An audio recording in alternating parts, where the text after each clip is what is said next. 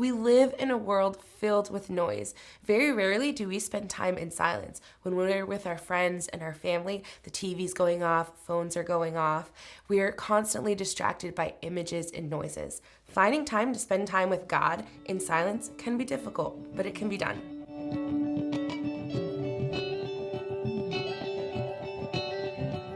Hey ladies, my name is Natasha. Welcome to our Graze dinners. So excited to have you tonight. I'm so looking forward to all the wonderful time that you guys are going to have. I'm going to recap a little bit about our last Gather event, share a story, and leave you with a challenge. At our last Gather event, Amy spoke about listening, and I don't know about you, but every time I hear the word listen, I constantly just want to bust out and sing Beyonce. If you don't know the song, look it up, but I will spare you the horrible noise that comes out of my mouth when I sing it. But anyway, God's desire is to be with you and I, for us to have a relationship with Him, to be able to discern His voice and obey Him. In Corinthians, it says, "We have received God's Spirit, not the world's spirit, so we can know the wonderful things God has freely given us." God, He sent Jesus down to be this bridge, this gap of connection that we have with Him. He wants us to listen to Him. My prayer is for us to not to just be believers that go and consume and listen to other people's preaching, teachings, videos, or worship songs, but that we're actually able to listen to the Holy Spirit within us. Jesus, He speaks about this to people in a parable or a story that they might be able to relate to. He goes on to say, "The sheep recognize His voice and come to Him. He calls His own sheep by name and leads them out. After He has gathered His own flock, He walks ahead of them, and they follow Him because they know His voice. They won't follow a stranger. They will run from Him because they don't know His voice." Some people, they really didn't quite understand what He was trying to say, so He's like, you know what? Let me break it down a little bit for you. And He goes on to say, "I am the good shepherd.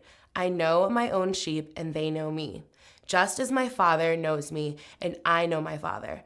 So I did some digging on sheep, and I thought it was really interesting how sheep literally just recognize their shepherd's voice. So if you stick a ton of sheep together and have a ton of shepherds all just hanging out, I don't know what they're called, flocks or litters, someone educate me on this later, but if the shepherd calls them, only his sheep follow.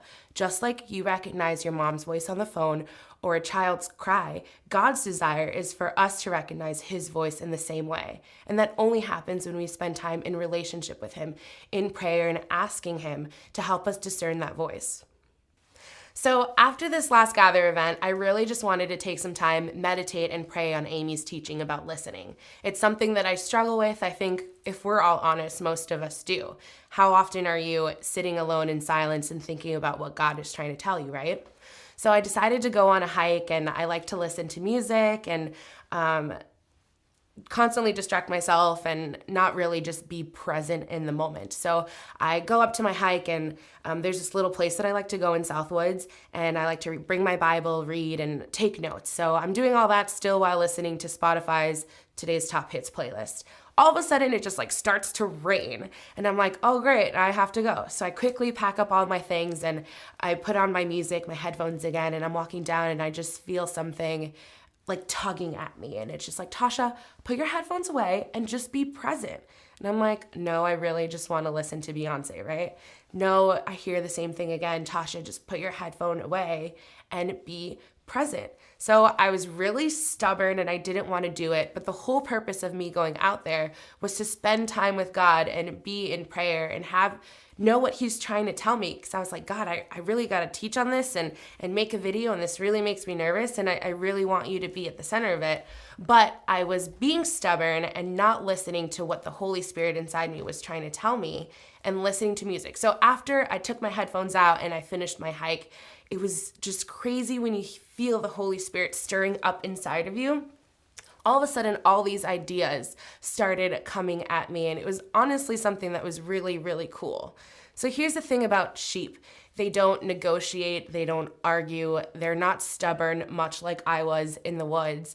They believe that where their shepherd is leading them is way better than where they are. We intimately have this connection to God through the Holy Spirit. The Holy Spirit's like our HDMI cable to God. Its dwelling place is within us. So we have it. We just have to learn how to use it, and that can be difficult. So I want to challenge you ladies. Take some time after this video is over. Take 5 minutes. We have some sheets to hand out for you. Sit and reflect about what God is trying to tell you in your lives. Afterwards, talk about it. It can be difficult. We all struggle with it, but what's practical? What does it look like for you to listen to God in your life today? So a couple tips: pray to be more sensitive to the Holy Spirit. Be bold in praying and open to the different ways that God is going to reveal himself to you.